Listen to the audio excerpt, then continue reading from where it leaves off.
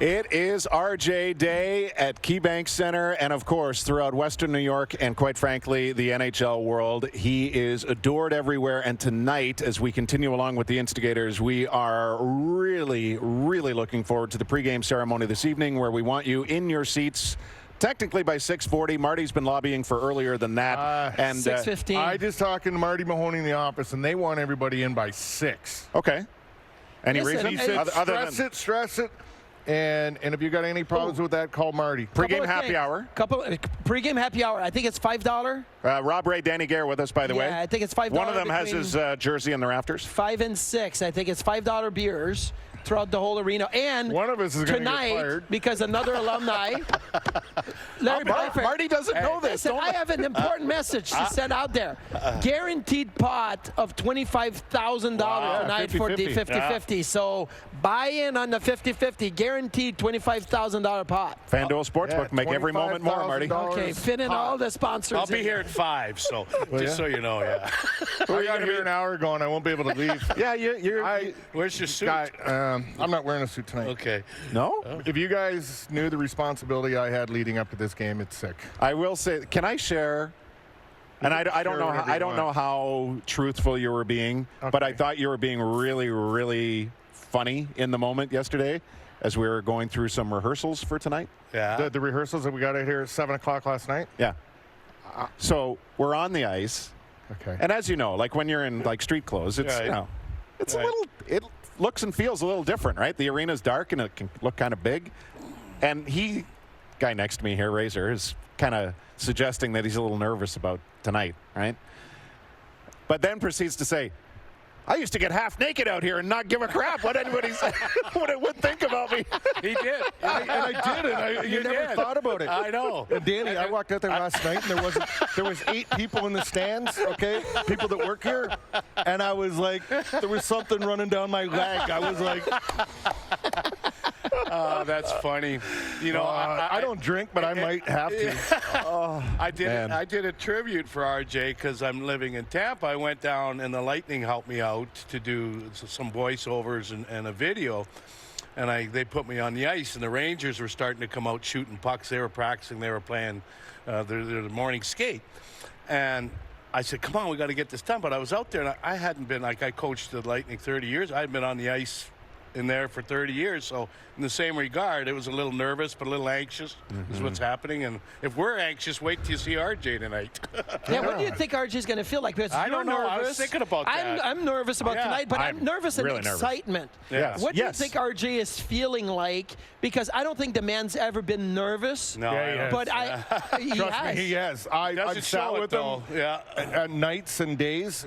Like in little places, when he's had bets on horses, he gets nervous. Well, that's a different kind he of gets nervous. mad too. Yeah.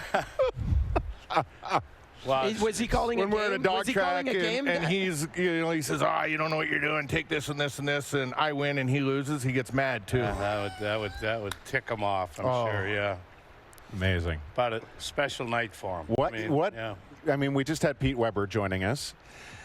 And I worked with Pete a while. Of course you did. I worked with Pete, and he's done a great job.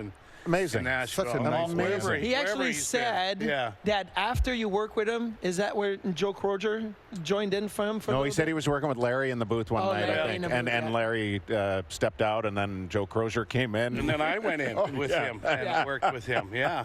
But we were asking Pete, based on the video that our content team has put out there today, as far as one word that you would use to describe RJ. I mean, Danny, what is it for you? Ooh. I'm going to steal this from yesterday's show that I listened to from Joel Darling, and it's authentic. I mean, I just believe that everything he does is so natural. His passion for the game is amazing. His joy for the game is amazing. I mean, he loves the calls that are iconic. It comes from that love of the game. And the spontaneity is crazy, too. I mean, how he just clicks off those calls. And, I mean, sometimes, I did color with him on radio, and then I did TV. You recall some things, or you try to prepare for some things if they happen because you have notes. but he didn't have any notes. All he had, Razor. He never does. He has the lineup blowing up 5 times because he can't see. And I'd have notes everywhere, but Right, but he still does that. yeah, And even to this day, he does not write anything down, and he may ask some guy's name, and then he'll try it once or twice, and he'll go, screw it, he's going to get what I call him, and that's it. But he doesn't have notes. No, he doesn't. As Never far has. as a word, I just don't know. But I've never seen a guy to do this, to do something where he can do so many things at one time and still be so focused on another. Yeah. Like calling the game, he can sit there, call the game, and if it's a Sunday, he's got a football game here, he's got another one here, he's got the racetrack here, and he knows everything that's going on all of them, never makes a mistake on the ice. And as you're doing it and he's in the middle of the call, he's going down the wing, he's hitting you in the arm, poking at a TV, showing that there was just a big play on one of the TVs on one of the games he's watching. And I'm like, if I'm not so focused, I'm Right. done. Right. You're I know. lost. I know. So But he was is- actually decades ahead of his time yes. in the sense of, what do we hear all the time? Multitasker. He's a multitasker. big time. Unbelievable. RJ was that long Unbelievable. ago. But, it's funny. When I worked with him, we'd be on the bus or the plane or whatever. We go in there.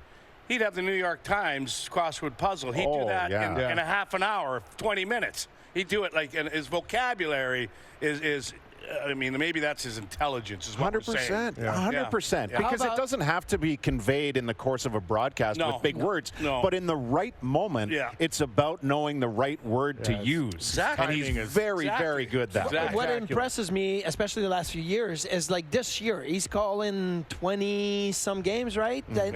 And if we have a national game duffer that we're not doing, and I skip one game, the next game I feel a little rusty. I'm like, oh, we haven't done that in 5-6 days. Yeah, we hear it sometimes, Marty. I know. And you have to make sure that you pick up the pregame, because that's why we have you on the pregame, Razor, so you pick me up. But RJ will go 2 weeks. Yeah. And then Never boom, miss a it's beat. like never missed a beat. He's like right back to where he was, like if he'd done it every day. But all the years that you traveled with him, you also witnessed firsthand in a very casual setting. He likes to go sit down at the nearest bar or the most comfortable bar and watch games. Yeah. And you know that he does that at home, and he Sure still he does it at home. Sure So he while does. we're frantically writing stuff out to make sure that we've got it right, he has always mind. trusted his mind Yeah. and absorbing what he has seen. Yeah. He talks still to so many people in and around the game, whether it's officials or broadcasters or players or coaches. And so he just, whatever comes out of his mouth, he fully believes he's prepared for it because he's seen it or talked about it. He's so confident saying it. Yeah. He's when it rehearsed comes it in across his it, mind. it's- Yeah, he's rehearsed it. Yeah. I think. But when you say he pays attention, like there'd be games that he's not doing, and my phone will blow up 10 times. Him telling me something that went on in the game, or saying something about somebody. Right. He's on top of it. So Yeah.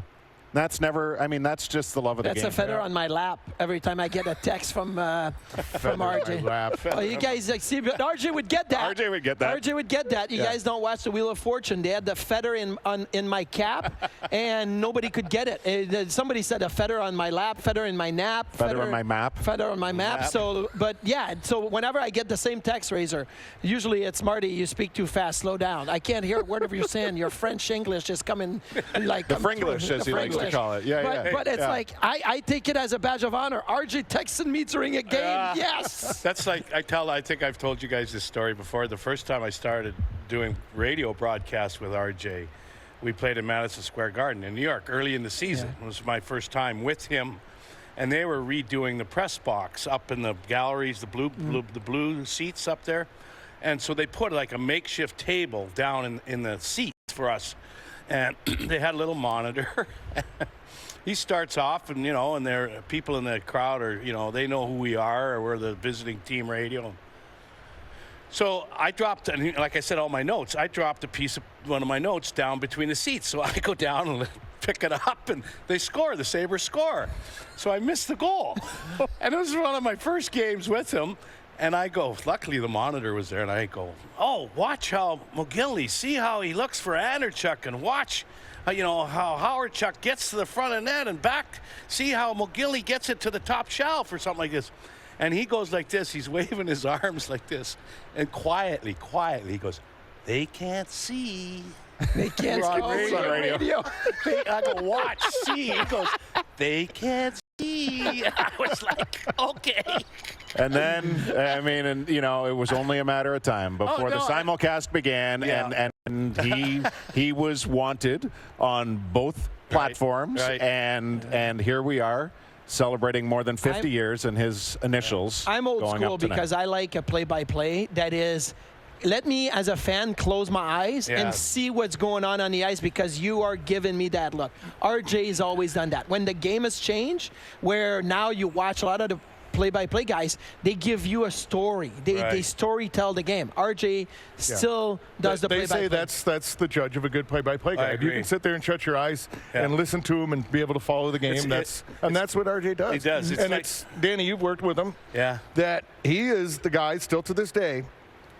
When the puck drops, shut up. Whistle the whistle, right? And he does his thing. When that whistle goes to stop the play, that is your time. Yep. Last game, and it's different now. He went after Duffer last game because Duffer, at the start of the period, I don't remember what it was. For bucks. Balled for bucks, we were and running then a little heavy. running a little heavy, and the puck had dropped. It had gone D to D and gone up, and RJ goes, "Well, Brian Duff, if you want to take the play-by-play, go ahead." And he'll hold that against you too. Yeah. If he doesn't talk to you for a few days, you know why. But you're right. It's like I grew up watching Foster Hewitt. Okay, and to me, the comparables that Foster Hewitt's voice was amazing. Rick's voice is amazing. It's a hockey boy, announcer voice. And his inflection, it raises when the players get closer to the goal. He just has that ability, to do that and raise the bar. And that's what gets you that. I call it the soundtrack in your mind. Like you say, it's like painting a picture. Same thing. And over and over and over, all the memories of calls that he's made. You knew where you were. And the other big thing he always stressed too is let the game speak for itself sometimes. Let the game breathe a little bit. Yeah. And if it's an exciting time and the building's going crazy, show the fans. Just shut up and let the fans that are listening at home hear what's going on in the building, and that adds to the effect of what he's trying to lay out there. One of the first managers I had when I was working in radio was just in a positive way, like obsessed with sports broadcasting, and he just reinforced how it has to be theater of the mind. Right. And to your point, let it breathe in certain moments. Let people hear the crowd reactions, the interactions. You don't have to speak every single second. Right. And it has stuck with me he was a huge baseball fan, this boss of mine, and no one in baseball's ever done it like Vin Scully, because like Vin can operate for 162 games by himself in a booth and just let it all ride. And it's like the most easy listen. Right. But RJ, in a different way, because the game is at such a higher pace, he still knows how to do that, and that is an incredible art. Yeah. It really is. It is. But the big thing, again, like to let the sound of the game come, RJ could anticipate what was about to happen. Mm-hmm. Yeah. When RJ Umberger got hit by Brian Campbell, he saw it as soon as the pass was made to RJ Umberger, and you saw his voice raise, and you could hear the crowd behind it, and the whole thing happened. So if you're listening on the radio, you knew something was about to happen. If you're watching on TV, you knew something was about to happen. Exactly. He could anticipate the play so much better than anybody else. I was thinking about it. I mean, 51 years, and let's say he averaged 70 games. I know he hasn't done as many in the last. That's close to 4,000 games.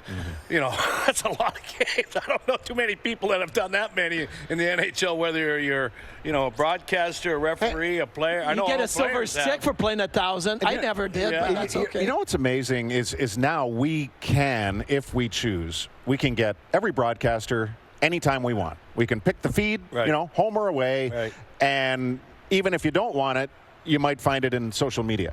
RJ's voice and calls went way beyond this market before that was a real normal thing. True. Where you got to know other broadcasters. Yeah, okay, if you had how big were those satellite dishes you used to have in your backyard? The big dishes. Like 8 feet across. Yeah, like if you were lucky and you had one of those, you might be able to flip around and get, sports networks that were unavailable locally. So you could dabble a little bit in local broadcasters elsewhere, but RJ was getting known because his calls were just ESPN. It was the call of the night. Yeah, I mean, you name it. It went across Canada. TSN would pick it up. Right. I had it. I grew up Sports Channel watching French TV, RDS, right? That was the highlights at the end of the night. And that's in the days when they started in the early 90s, and you think about 93, 94, 95, that's McGillney, LaFontaine, the LaFontaine. Nice jersey, by the way. Thank you. Duffer, for those that are listening on radio, Duffer's got his Petty jersey on. But I remember child small. I was 15. I haven't grown that much. I was 15, 16 years old, and I was waiting because I knew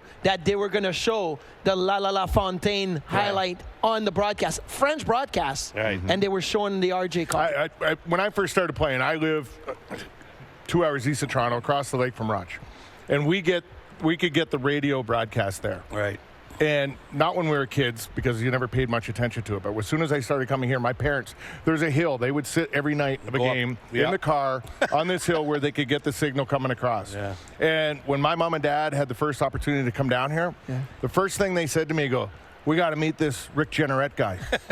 Because they listened to it on the radio, and it was so exciting. And they're like, where's this Rick Jeanneret guy? We got to meet him. So it was, he did make your fight sound a lot better than they were. So. Well, he was a good fighter. He was a good fighter. Come on. I would never say that. I'm saying he was a good fighter. But I'm going to talk, if I got time here, the Lala, okay? I was in the booth with him when he did that, okay? There were two other people other than himself, myself and Barry Butel. Mm-hmm. And the little tinky, whatever it was, it's the radio booth at the Odd. And you never had chairs you could sit on. You had to stand all the time. And it was just a little box to the right of the press box, okay? So I'm doing the game, and Patty came in the trade, didn't score a goal. He had a couple chances in the first period. The second period, he scores. So RJ, like, I've never seen him do this ever, and I worked with him not as long as you have, Razor, but my point was that he goes like this. He puts his hands like this and holds it against Barry and I's chest like this, like, shut the front door, like this. And out of his mouth comes, la la la la la la la la la. I almost fell out of the box. I almost fell out of the box. It was so great. It was awesome. Harry Neal calls that the Heisman.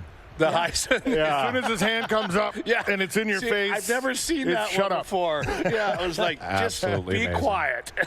What an honor to be a part of that for the first time. Because again, that thing goes viral, as it would be called now, long before that was a thing. Yeah, no, it was amazing. And I mean, I've talked to Barry. Barry's in Pittsburgh, I believe now, but it was just very blessed to be a part of that call. And then the Mayday call, I was here watching the game, and I was driving home in the overtime because I had to get back for a family outing, and I listened to it, and that was a classic, you know, I mean, as you know. But well, perfect segue. We have to take a break, but Mayday has, in fact, been unveiled as RJ's greatest call of all time. The bracket culmination just happened moments ago, and indeed...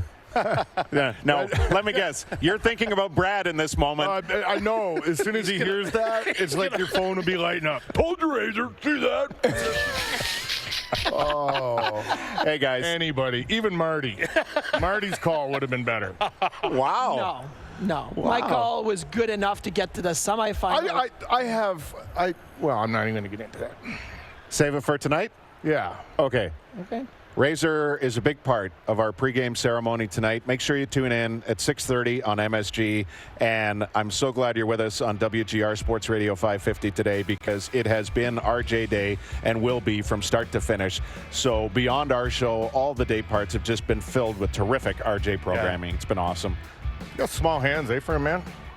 I never noticed that until you started. Playmaker. Soft.